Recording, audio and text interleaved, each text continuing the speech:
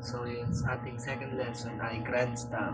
Tuturo ko muna yung mga parts ng grand staff bago tayo magbasa ng mga ng mga nota sa staff. So una, ayan, nakikita mo tong part na to, ito. Ayan. Ito. Ayan. Siguro familiar ka nandito. Ang tawag dito. G-clef. G-clef or ayan, G-clef or treble clef. Yan. So, yan. Yan. Ito naman ay bass clef or F clef tinatawag. Yan. So, ito naman, itong part na tong guhit na to. Yan. Tawag din ay measure. Yan. Yan. Eh, yung umahati sa kada beat na sa piyesa. Dari, ito yung first measure. Ito yung second measure. Yan. Tapos kapag ito naman, yung dalawang linya na to, ito na yung ito na yung dulo ng piyesa. Pag nakakita ka ng ganito, ibig sabihin, ito na yung last measure, end na to. Tapos, ito namang mga lines, ang tawag dyan ay ledger lines. Yan, itong mga lines na to. Yan, ledger lines. Yan, ledger lines. And ito naman, itong G clef tsaka F clef. Gitna yan ay C. Yan, gitna. C yan or Do. C or Do. Yan, ito yan. So, ayan. Tapos, sa mga lines na to, tsaka yung mga spaces na yan. Yan.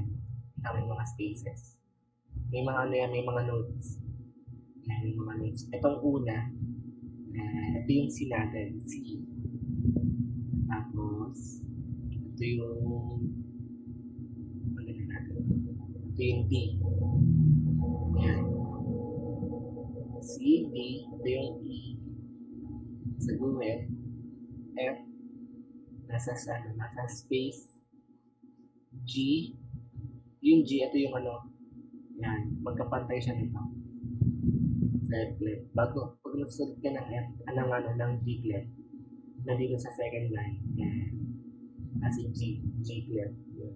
Ito yung G, ito yung A, yan, nasa space, ito yung B, yan, nasa line, tapos C ulit. Yan, C or octave, yan, sila.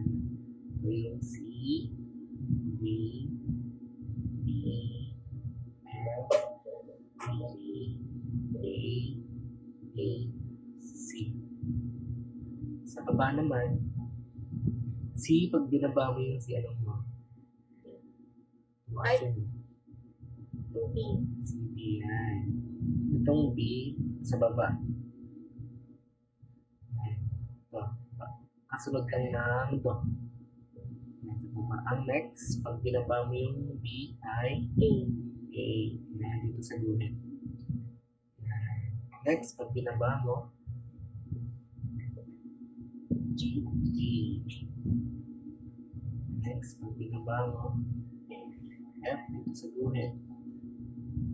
Next, E. Ay, E dito sa space.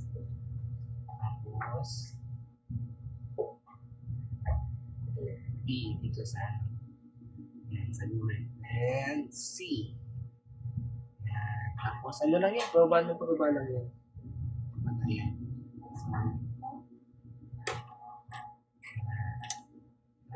So, yun muna, kailangan matandaan natin yung mga notes dito sa grand staff.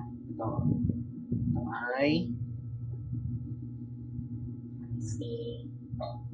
Ay, Do. tama. C, B, F, G, A, B, C. Ay, hindi ko ako block. D, bumas mo. D. G, Ito lang pang bata yun. C. C, A, Ano yun? C, B, A,